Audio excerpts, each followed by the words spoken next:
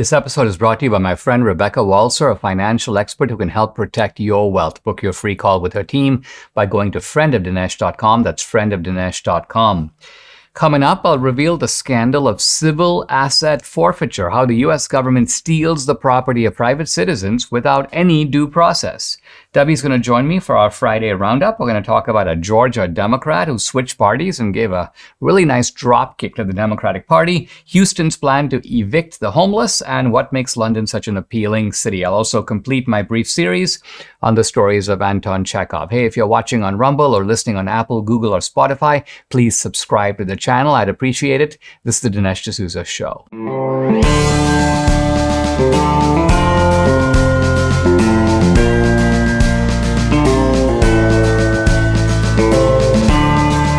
America needs this voice. The times are crazy. In a time of confusion, division, and lies, we need a brave voice of reason, understanding, and truth. This is the Dinesh D'Souza Podcast.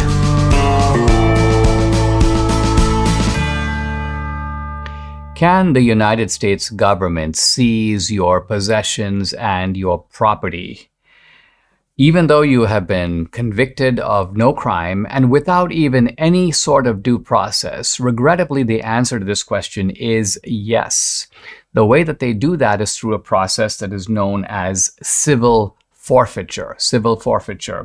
And an important case is coming up before the Supreme Court on civil forfeiture, in which the cops seized 2 cars from 2 women in Alabama who had to wait more than a year and a half to get their property back. Neither of them had any means of appealing this. They had no way of going to court about it. So the Supreme Court is going to consider, can the government do this without at least some form of due process of law? Now, this has been going on in the country for a number of years, and there are many cases that illustrate it, some of them small, some of them big. I'm going to talk about just a few of them.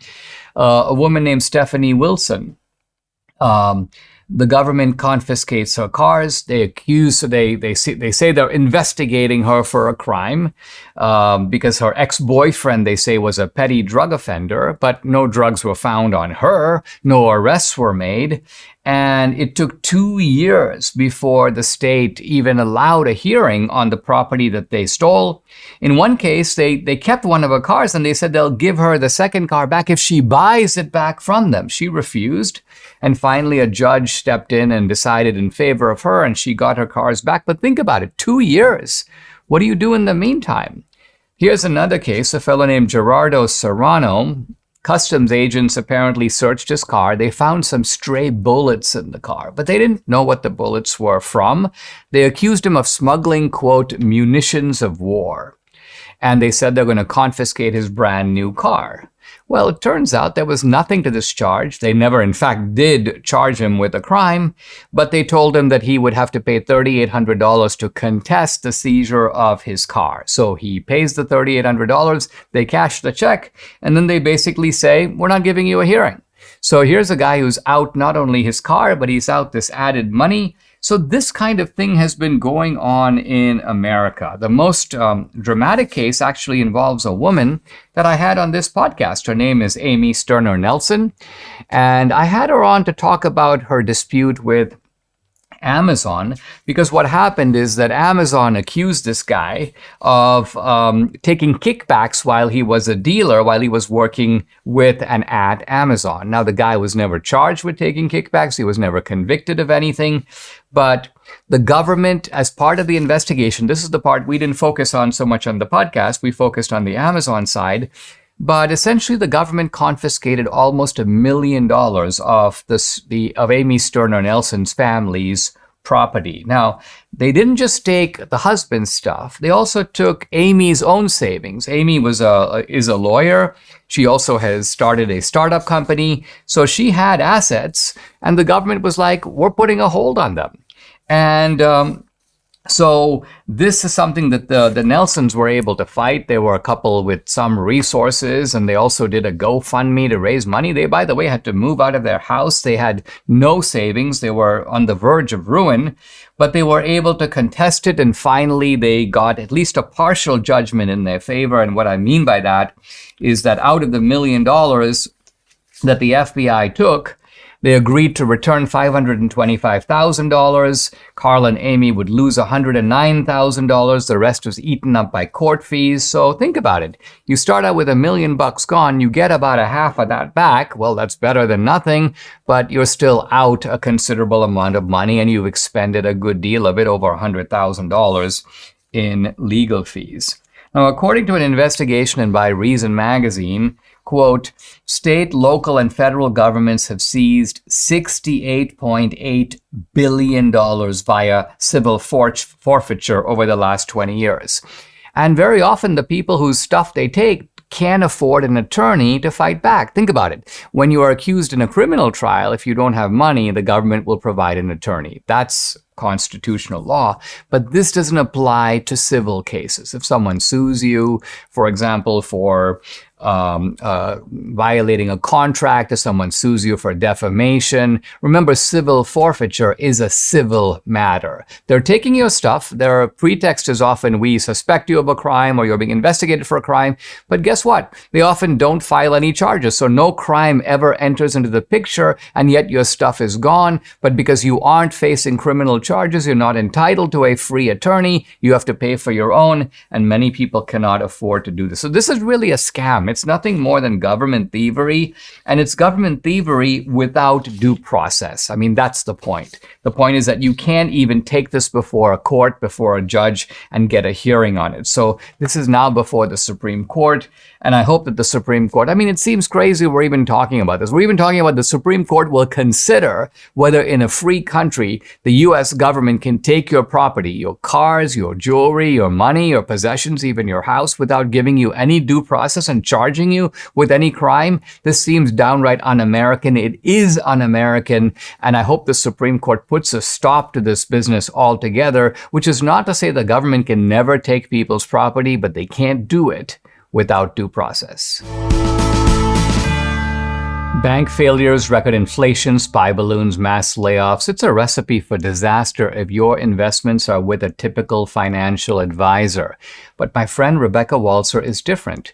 If you watched a few days ago, I had her on the podcast. She gave a very succinct account of what's happening in the world economy. She has a really good grasp of the U.S. economy. She's a wealth strategist, a tax attorney. She has a global MBA from the London School of Economics. She told her clients to get out of equities back at the end of 2021. She got it right when most advisors got it wrong. And who had to pay the price? Well, you as the consumer. Don't let blind loyalty leave you losing money. Call Rebecca Waltzer's office today to protect your wealth from the market uncertainty. Debbie and I did a call with Rebecca's team to talk about our investments, and you should too. Go to friendofdinesh.com to book a call with Rebecca's team. You have nothing to lose. That's friendofdinesh.com to protect your investments and your future. I hope you've been enjoying my mini-series just this week on the short stories of the Russian writer Anton Chekov, considered by many to be the greatest of all the short story writers. I don't have any quarrel with that judgment. And I'll conclude my series today by discussing very briefly a marvelous and one of Chekov's most famous short stories. It's called The Lady with the Dog. Now, this is really on the face of it a story about a man who's in a different town than his family, and he meets and has an affair with this lady with a dog. But the reason the story is so interesting is that Chekov handles it completely differently than anybody probably else would. Because while this topic of adultery, philandering, having an affair is widely covered in literature, covered in movies, by and large, authors and writers tend to focus on the heart of the conflict. And so, for example, the affair is discovered, the impact on the family. You'll see how Chekov gives you none of that. He handles it in a completely different way, a very Chekovian style, and you can see that his psychological interest lies elsewhere. So here we have a man, Dmitry Gurov, and he's in the Russian province of Yalta.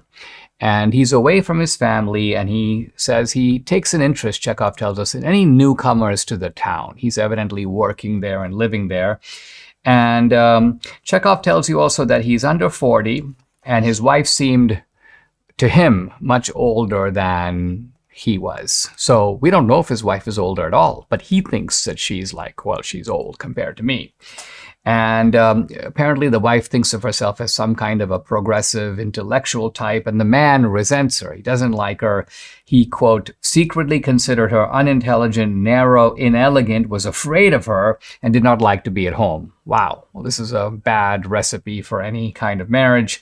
Chekov also goes on to say that the man has been a kind of philanderer, that he has been unfaithful to his wife, but evidently this has been kind of something that he does intermittently, and he doesn't develop any real relationships with these other women, except, as we will find out in this case, with the lady with the dog. So here's this lady with the dog, and she's walking on the pier, and suddenly Gurov, the guy we're talking about, Dmitry Gurov, takes a sort of an interest in her. Now, Chekov goes on to say, and this is very Chekhovian, he makes these kinds of side observations, that by and large, here was a guy, Gurov, who considered women to be sort of the lower race. In other words, somehow less capable than men. And at the same time, Chekov says this guy got along with women. He didn't really like the company of men, but he got along with women. And by and large, women can sense that kind of thing. If you get along with them, they tend to get along with you.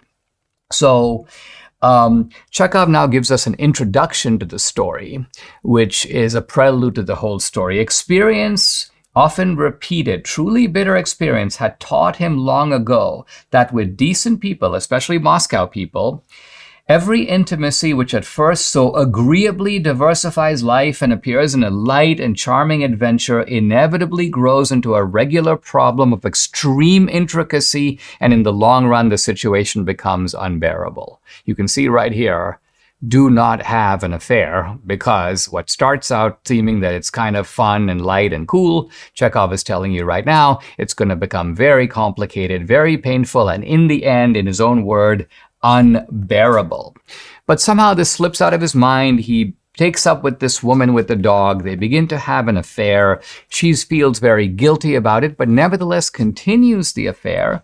And then a letter comes from her husband. She too is away from her husband, just as Gurov is away from his wife. Her husband is undergoing some kind of medical procedure. She has to rush back to the city, presumably Moscow. And so she says to Gurov, I shall remember you, think of you, God be with you, be happy, don't remember evil against me. We are parting forever. It must be so, for we ought never to have met. Well, God be with you. So here is the woman showing that she understands this affair to be wrong, but nevertheless she continued it, and now she thinks it's coming to a permanent end. Gurov goes back to his family, and he sort of is obsessed with this affair. He obviously can't talk about it to anybody, and he certainly can't talk about it to his wife, but he starts giving kind of massive discourses about the nature of women and the nature of love. And his wife makes this really kind of cutting and strange statement. She goes, the part about the lady killer doesn't suit you at all, Dmitry. So she's telling her husband, stop going on as if you're some kind of a Don Juan. That part doesn't really suit you. And it probably, you can see how this probably cut him pretty deeply. So in any event, this Gurov guy decides to go to Petersburg.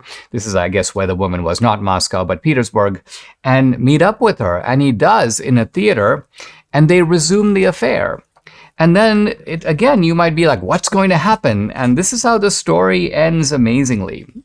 The story ends that, here's Chekov. He says, and it seemed as though in a little while the solution would be found, meaning a solution to their situation, and then a new and splendid life would begin. And it was clear to both of them that they had still a long, long road before them, and that the most complicated and difficult part of it was only just beginning. And Chekov ends the story here. So the point I want to make as I close out the series, most authors would begin the story here. They'd begin here with, wow, this complicated affair is beginning, and what are the implications going to be, and how's it all going to play out? And Chekov tells you none of this. He just tells you how things got started, and how, despite some kind of clear warnings, they decide to continue. And then Chekov goes, listen, you are signing up for something that is going to lead a very labyrinthine, and he could have added deceitful road, and who knows where it's going to end, and it's probably going to end very badly. But how it ends, Chekov doesn't tell us. He leaves us, in a sense, in the middle of the action, and yet we feel we've gotten a very poignant and perhaps even unforgettable window into this fellow Gurov and the lady with the dog. Mike Lindell invented MyPillow 20 years ago and has now sold over 80 million MyPillows. Wow. To celebrate their anniversary, Lindell and the MyPillow employees want to thank each and every one of you by giving you the lowest price on his Giza Elegance MyPillows. You can get a queen-size Giza Elegance MyPillow for $19.98. Regular price $69.98 and just $10 more for a king size. Go to MyPillow.com to get Mike's amazing offer on the Giza Elegance pillows or call 800-876-0227 and use promo code Dinesh. The offer comes with a 10-year warranty, so you know it's going to last, and a 60-day money-back guarantee, so you have nothing to lose. It's time to start getting the quality sleep we not only want, but need. Again, go to MyPillow.com or call 800-876-0227. Use promo code Dinesh to take advantage of Mike's special offer on his Giza Elegance MyPillows. Also, great deals on all the other products, the robes, the slippers, and so on. The number again, 800-876-0227. Don't forget to use the promo code DINESH Dinesh. Debbie and I here for our Friday roundup. And just before you start, the government is not taking my jewelry or my shoes. Okay? No can do. No civil forfeiture. Oh, no. No way. Well, I know. Just saying. Okay. Yeah. All right. So let's talk about this business in Georgia where a woman, and I've already become a super fan of her based upon just this report. Her name is Misha Maynor. She's a Georgia State House representative, so essentially a congresswoman, but at the state level. And she was just elected in 2021. Mm-hmm. And she's decided to quit the Democratic Party. But what I love is the boldness with which she gives her explanation. So I'm just going to read a few things and have Debbie kind of weigh in on this. She goes, "When I decided to stand up on behalf of disadvantaged children in support of school choice, my Democrat colleagues didn't stand by me. They crucified me when I decided to stand up in support of safe communities and refused to support efforts to defund the police. They didn't back me. They abandoned me." And then she goes, this is the crusher.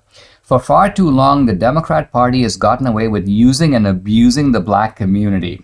For decades, the Democrats have received the support of more than 90% of the black community, and what do we have to show for it? I represent a solidly blue district in the city of Atlanta.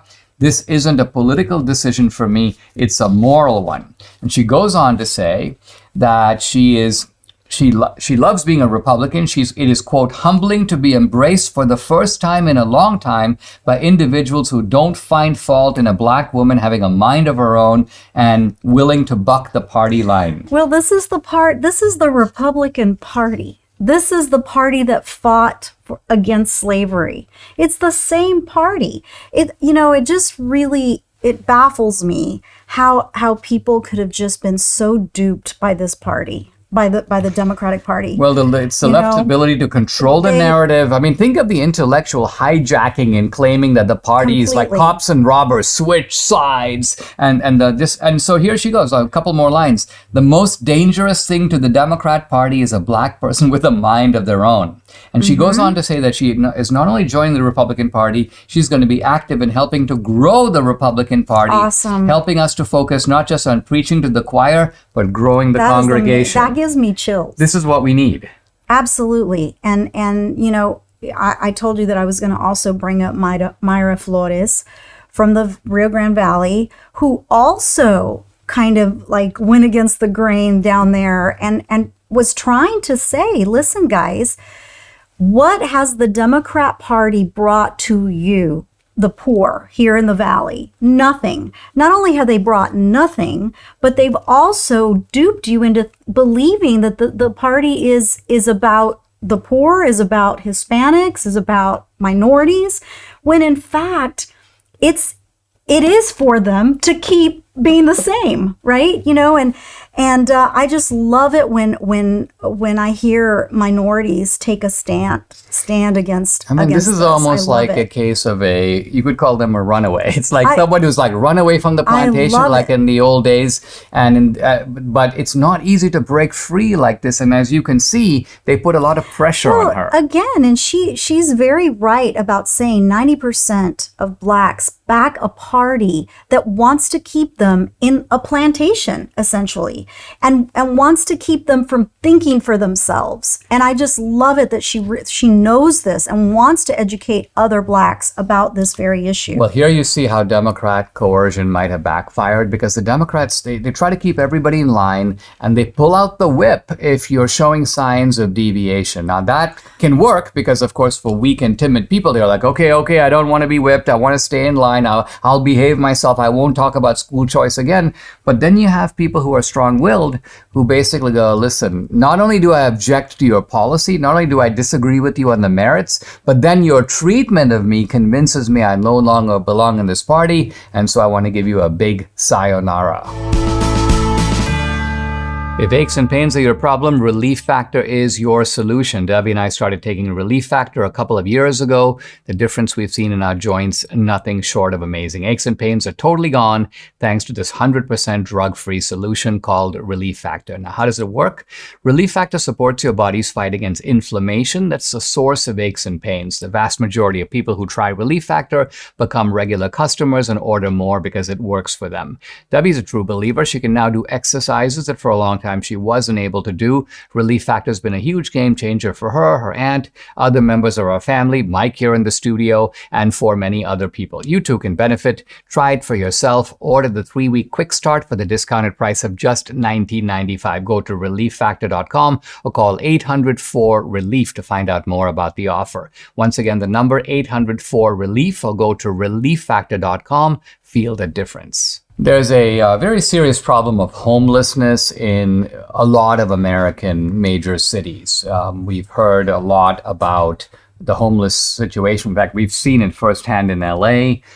This is when we were shooting one of our earlier movies, and it was just, this is not a case where it's a few streets. It goes on and on and on and on. San Francisco, Baltimore, many other places. We've even noticed that in sort of safer pockets of the country, we begin to see at least the a little outlines. Bit. Even in our community, when there were really no homeless people to speak of, now I see panhandlers, which I never saw before. So Houston, of all places, which has a Democratic mayor, a fellow named Sylvester Turner, not entirely the most honest guy in the world, but interestingly, he seems to have decided that it's time for the homeless to either find a place or get out of Houston. This is a little surprising, kind of why we wanted to talk about it. And you can see here the pictures of the homeless in Houston, very similar to any other city. But evidently what the mayor has been doing is he has created a facility for these homeless to live. So in some cases it's a permanent facility, in some cases it's a temporary facility, but the point is it then leads to a more permanent solution, so the homeless have a place to go. And then what he's saying to these encampments, and he's picked a single large encampment that's apparently called Tent City. It's right near the Minute Maid Park sports stadium. And their cops are now going to the people in this encampment, and they're basically saying you have two choices. You can either move into the temporary or permanent facilities we have for you, where you will get, decent food and sanitation and so on, or leave Houston. Get out of here. You can't stay here. So in other words, the idea of living on the street is a bit of a no-no. And the idea is that to start with this one large encampment and then move to the other encampments. Now, I got to say, this is at least progress. And the mayor is defending it by saying, in effect, look, I'm not just throwing them out. I'm not telling people who have nowhere to go, leave. I'm giving them an alternative. And then I'm saying either take the alternative or leave. It's kind of almost like someone who tells a wayward kid, listen, these are the rules of the house. You can live at home if you want. But on the other hand, if you don't want to follow the rules, get out. Ta-ta. Yeah. Right? No, I like it. I don't like Sylvester Turner. I think he's kind of a bit of a crook. and I don't know if he's doing this for politics, kind of to appease the conservative base. I don't know. Yeah, I mean, it doesn't really matter because right. in a way, you know, when someone has a good policy, it's not, we don't want to say, don't have the good policy because you're going to benefit politically. In fact, he should benefit politically if he's doing the right thing. Right.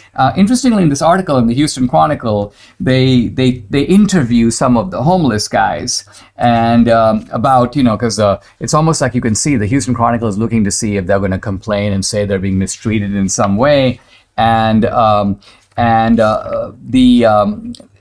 fact, this one guy, I mean, this is again the kind of mentality that drives me nuts. He goes, I don't know what these new facilities are going to be like. He goes, it says he was particularly worried about the sleeping arrangements. He had heard that there were 4 beds in a room. It reminded him of prison or of shelters with so many rules that they felt to him like a prison.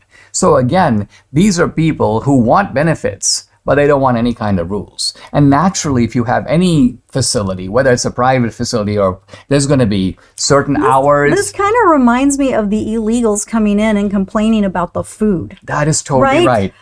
You know, it's like, guys, you can't do that. This is not even yours to keep. This is not, you're not earning money. We're not owed this. Exactly. But they're super entitled, as you know. I have actually seen it for myself. The homeless in Houston, I went to a soup kitchen, tried to feed them many years ago, took Juliana when she was like 12 years old.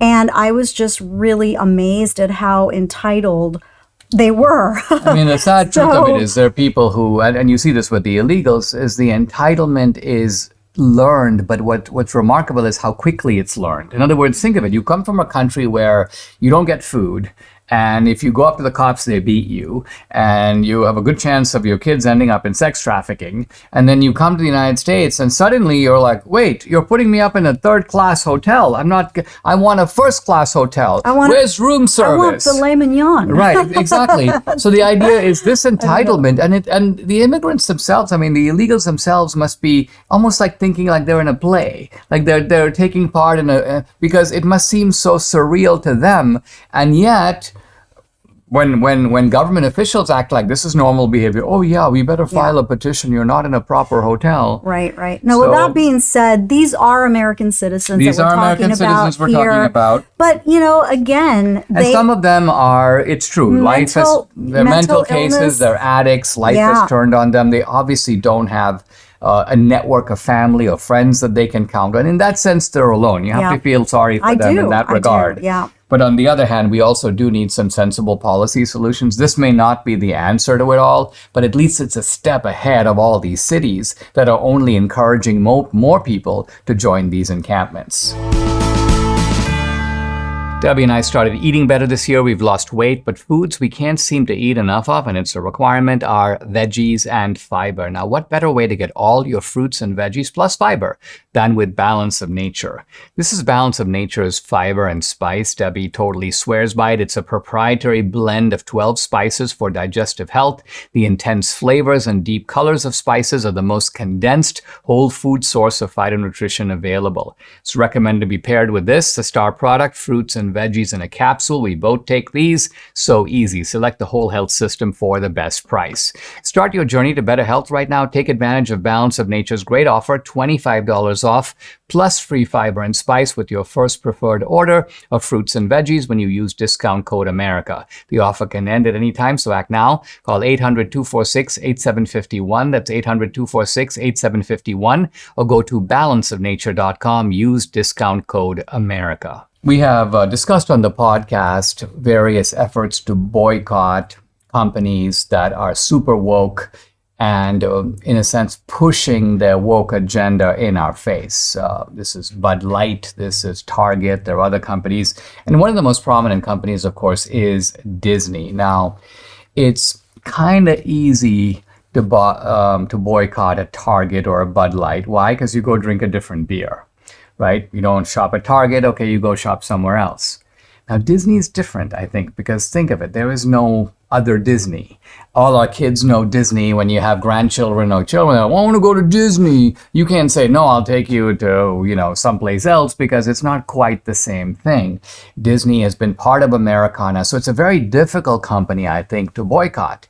Its movies are very popular. Its theme parks are almost one of the first things I did as an exchange student. My host family, we're going to take you to Disneyland. And I was very excited to see it, even though I was 17 years old. Never seen anything like it.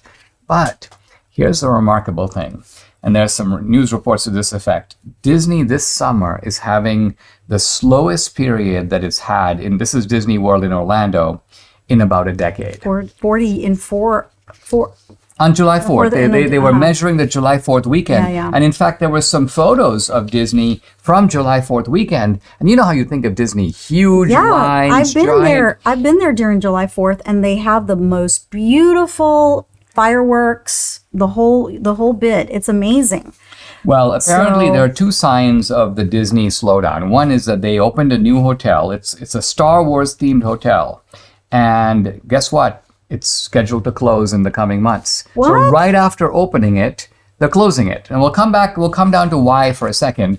But let me point this out. There's a group called Touring Plans, which is supposedly helps tourists, right? And the way they do it is they measure the wait time on Disney rides. And they say that, again, they're using the 4th of July weekend as a kind of indicator, because it's a big weekend, that in 2019, the average wait time for a ride on 4th of July weekend was 47 minutes. In 2022, 31 minutes. Now, this year, 27 minutes. So it's not about the wait time. The wait time tells you how many people are in the park. Line, exactly. Right. So it's a dramatic drop in attendance.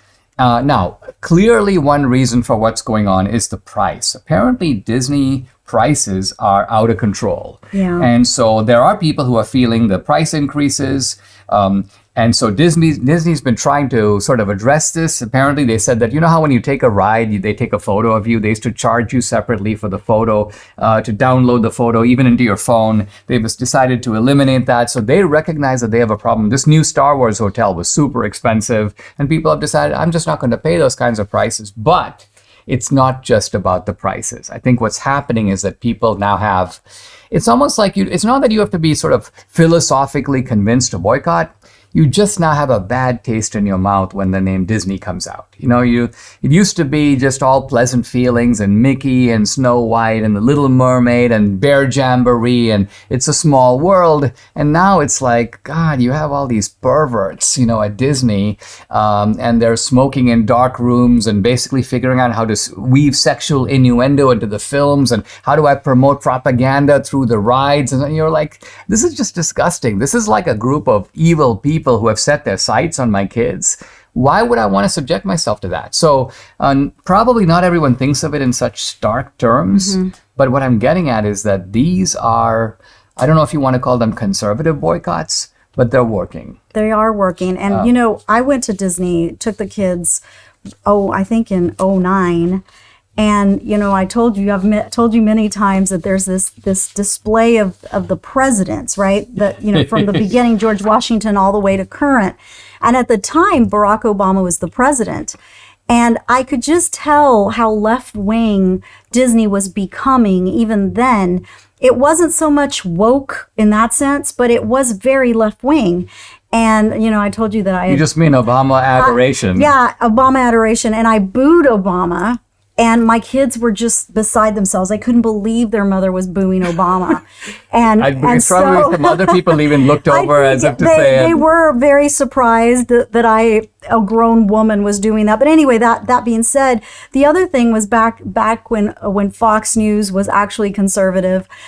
I was very upset because the hotel we were staying at didn't have Fox News. They didn't even carry Fox News. And I was like, what do you mean you don't have Fox News? So there were a few things that were very disturbing back then. So but look at the results. Yeah. Disney's market capitalization in March of 2021, $335 billion. Yeah. Now, One half of that. So think about that. This is like a company that's lost half its value. Imagine if you lost half your savings, half of your retirement. I mean, so Disney, but Disney's doing it to themselves. Yeah, this is what happens when it's no longer about the children.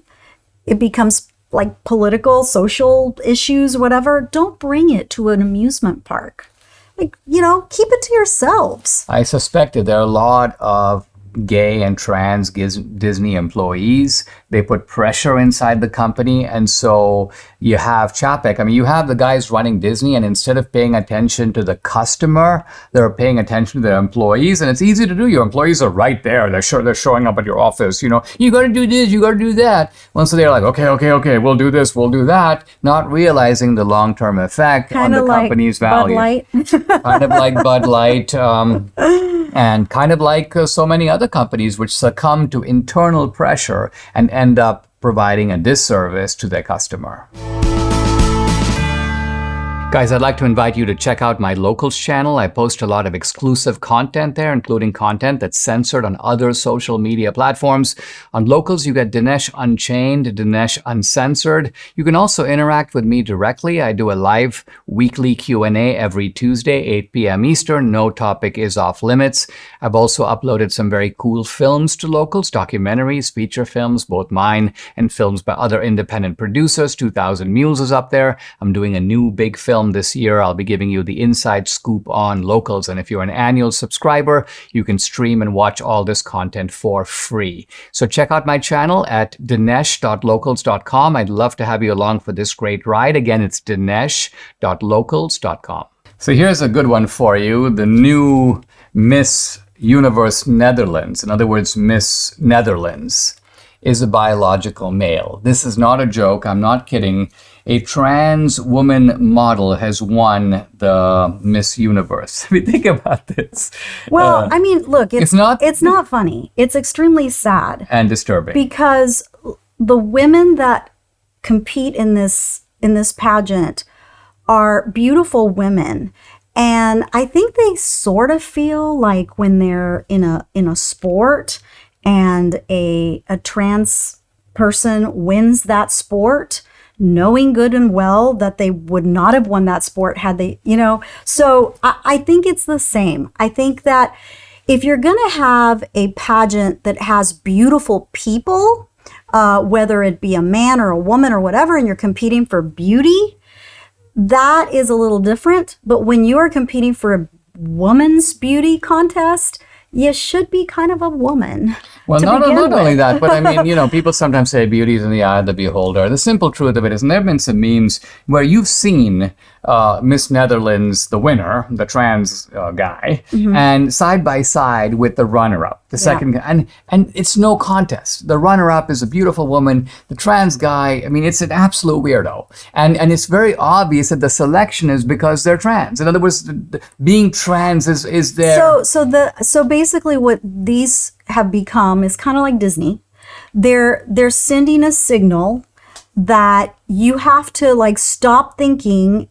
You have to think outside the box in all of these competitions, because just because you're a woman doesn't mean you're going to win. Well, for years it started out with the first Asian, Connie Chung, on the news, and then the first black to do this, and the first Asian Indian to do that, and even this applied to me. People would say things like, "Well, Dinesh, I believe you're the first Indian to work in the White House." I mean, things like this. And at the time, it was relatively benign. I paid no attention to it. But here, this is why they're doing it. So the woman's name is Ricky Valerie Cole, and this was a pageant that was apparently, it's now she's going to represent the Netherlands in Miss Universe. And you were saying something about... Yeah. So the Miss Universe owner, you buy the franchise, right? The owner is Yakafung Yakrajutotip, I think is that the name. Real name? I think that's the name of the person. It sounds like someone who's all yacked up. But she's also trans. Oh, she's also she's also trans. And so anyway, so I think unfortunately I'm out. So I'm no longer going to be watching this. And you watch pageants? Oh, since I was 3 years old, as you know, Miss Venezuela is the biggest thing ever. A lot of Miss Venezuelas have won Miss Universe. They say that a lot of really beautiful women come from Venezuela. And as a little girl in Venezuela, that was kind of the thing. We always wanted to enter pageants because we all thought we were Miss Venezuela, me included. My dad would call me Miss Papas Fritas, Which is? Miss French fries. Oh, yeah, right. But anyway, he was just teasing me. But I would make my mom make me a little crown made out of foil, and I had my little scepter, and I mean, it was just hilarious. So you envisioned yourself? Oh, yes. Yeah. As they were watching the Miss Universe, I paraded around in my little swimsuit. I know that sounds a little bit kind of strange, but Well, it has a different meaning. it has a different yeah. meaning today. But back then, I just thought it was the coolest thing ever. And so I did watch the Miss Universe, mainly because I wanted to see if Miss Venezuela would win. But I'm no longer going to be watching Miss Universe or any other Miss pageant. Well, it says in 2021, a biological male became the first person in pageant history to take home the title of Miss Nevada, USA. Now, I seem to have missed I this don't remember momentous that. event. Yeah. And then evidently, as far back as 2012, Canadian model Jenna Takalova was the first to compete, which I guess they're implying that this was also a trans individual competing Yeah. in Miss Universe for Canada, and that's over a decade ago. So this trans stuff is now kind of everywhere. Yeah, yeah. And And it also makes me wonder because, and I was thinking about this just yesterday, and it has really nothing to do with trans, but you know how there are women that, like, they have cosmetic surgery, they have like the injections, and then some have the surgery and everything because they want to be something they're not, right? So could this in fact be that kind of phenomenon? Well, I think it's connected in this way that the whole, I would, call it the plastic surgery revolution of the last 20 years, opened the door to the idea that you can alter your physical appearance. And in the past, of course, they did do surgical alterations if you had an accident or something that you were defaced in some way by an injury. But sort of the discretion, I don't like my nose, I want a longer nose.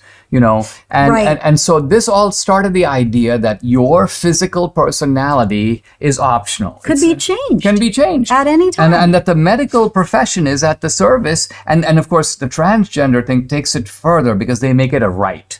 Because nobody, even with plastic surgery, would claim that if I'm in prison, I want to alter my face, that somehow the government or the taxpayer should pay. But trans people think that you should pay. Why? Because this is who they truly are. And not just in their mind, but somehow the society and the state have to get behind this, have to, as they now say, affirm this choice. And of course, there's a whole medical industry here that's making a whole lot of money. And then you have YouTube endorsing it. YouTube endorsing it, and in some cases threatening to deplatform people who don't toe the YouTube line. Debbie and I thought we'd close out for the weekend by talking a little bit about our, well, really very memorable and in some ways for me even unforgettable London trip. A large part of it was our kind of family reunion. So it was my brother and sister and their spouses. And you've obviously met them. You've been 4 times to India, but you got to sort of see the family kind of up close, and they got to know you much better than they had before from short visits that we've made to India. Yes. And they're lovely people. I just adore them. Super sweet, super down to earth, and very funny. I have to say, your sister's husband, Alfie, hilarious. He's really funny. Well, he doesn't always mean to be. And what is funny is that he also likes the SHIT word a lot. A lot. And we were his laughing our favorite heads off word. because he was sitting right behind us. We were all in Wimbledon on center court. And of course, there's sometimes dead silence, points are being played. And suddenly someone messes up, hits the ball into the net. And then the SHIT word comes blasting out from behind us. And we're both looking over our shoulders like, really? Yeah, it was very funny. But you liked London a lot. I did. I liked it a lot.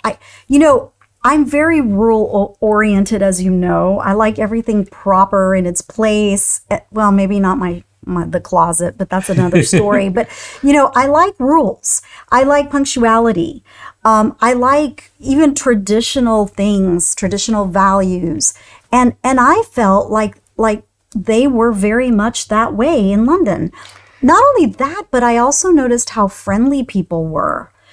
they extremely Give an friendly. example. Well, just even cab drivers, talking to you and kind of chit-chatting about the day, the weather, politics, whatever. Were you in a store looking for some shoes?